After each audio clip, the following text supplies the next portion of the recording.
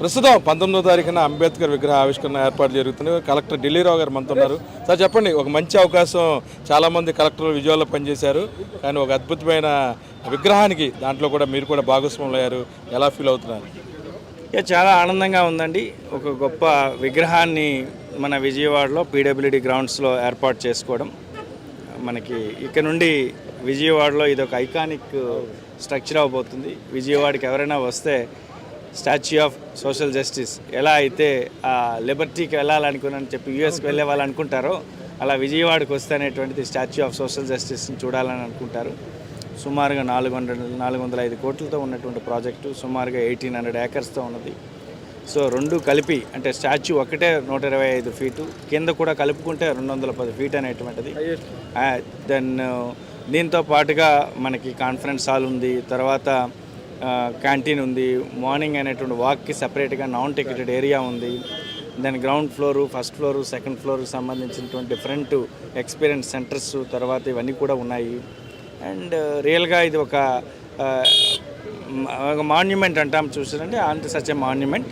దీనికి గౌరవ సీఎం గారు గత 6 నెలల నుండి ఎవ్రీ ఆస్పెక్ట్లో, అంటే ఈ శాండ్ స్టోన్ కలర్ ఎలా ఉండాలి, ఇది ఎలా ఉండాలి, ఎక్కడ ఏ విధంగా ఉండాలి, ఏ డిజైన్ ఎలా ఉండాలి అనుకుని అంత డీటెయిల్డ్గా అనేటువంటిది మాతో రివ్యూ చేశారు. దాంట్లో నేను కూడా భాగంగా ఉండడం, పార్టిసిపేట్ చేయడం చాలా ఆనందదాయకంగా ఉండాలి. సార్ చెప్పండి, సుమారు దీనికి సంబంధించి 19వ తారీఖు షెడ్యూల్ ఎలా ఉండబోతుంది? 19th అరౌండ్ 4-4:30కి మన ఇందిరాగాంధీ మున్సిపల్ స్టేడియంలో ఒక 70-80 వేల మందితో ఒక పెద్ద మీటింగ్ అండి. తర్వాత ఎంజీ రోడ్లో ఒక 3 కిలోమీటర్స్తో ఒక బిగ్ గ్యాదరింగ్ అనేటువంటిది ఉంటుంది. సో ఇది ఒక 70-80 వేల మంది అనేటువంటి తక్కువ కాకుండా వీళ్ళు ఉంటారు. దెన్ గౌరవ సీఎం గారు అరౌండ్ 6-6:30కి అనేటువంటిది ఇక్కడ వచ్చి నార్మల్ 4-5 స్టెప్స్ ఉంటాయంటే లైక్ లేజర్ షో చూడడం కానీ, తర్వాత అనేటువంటిది ఫ్లేక్ని ఇనాగ్రేట్ చేయడం కానీ, తర్వాత ఇవన్నీ కూడా ఉంటాయి. అది అరౌండ్ 6:30 to 7:30 మధ్యలో అనేటువంటి అవుతుంది. ఈ ఎంటైర్ ప్రాసెస్ చూడడానికి ఈ ఎంజీ రోడ్లో ఉన్న వాళ్ళు కానీ, అక్కడ ఐజీఎంసీలో ఉండే వాళ్ళు కానీ, డిఫరెంట్ ఏరియాస్లో ఉండేటువంటి వాళ్ళకి కూడా లైవ్ అనేటువంటిది ఏర్పాటు అనేటువంటి చేస్తున్నాం. మొత్తం లైవ్ అనేటువంటి ప్రోగ్రామ్ అంతటినీ కూడా లైవ్ 1,50,000 తక్కువ కాకుండా ఉంటుందండి.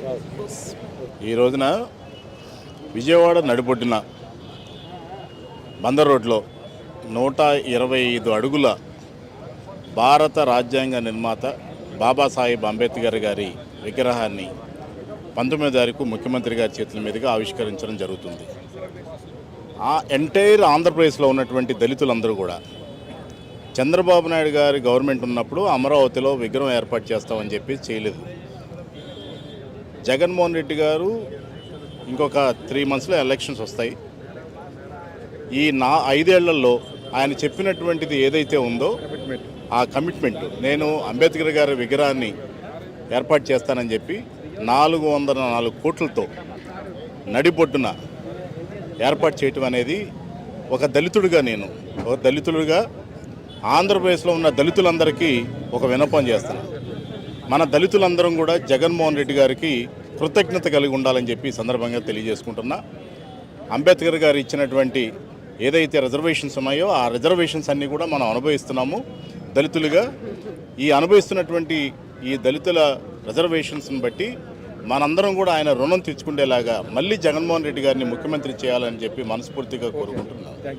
మొత్తమే కూడాను 19వ తారీఖున ఒక పక్కన సంక్రాంతి పండుగ ధూమ్ధాంగా తెలుగు ప్రజలు చేస్తుంటే, విజయవాడకు సంబంధించి ఏదైతే అంబేద్కర్ విగ్రహ నిర్మాణం సంబంధించి కూడా నిర్మాణం పూర్తి చేసుకోవటం, దానికి సంబంధించి కూడాను పెద్ద ఎత్తున ఏర్పాట్లు జరిగిన నేపథ్యంలో ఈ ప్రాంతం అంతా కూడాను ఒక జోష్, అంటే విజయవాడలో ఇప్పటివరకు కూడాను ఏది కనకదుర్గ గుడి తర్వాత కృష్ణానది తర్వాత ఎటువంటి టూరిస్ట్ ప్లేస్ లేదు. అటువంటిది ఒక మహనీయుడి చరిత్రను తెలిపే విధంగా కూడాను గౌరవ యువ ముఖ్యమంత్రి వైఎస్ జగన్మోహన్ రెడ్డి గారు ఈ ప్రాంతంలో అంబేద్కర్ విగ్రహాన్ని ఏర్పాటు చేయడం పట్ల ప్రతి ఒక్కరు కూడా సంతోషాన్ని వ్యక్తపరుస్తున్నారు. వీడియో జర్నలిస్ట్ విజయకృష్ణ కలిసి ఐ డ్రీమ్ కోసం అబ్దుల్ అలీం, విజయవాడ.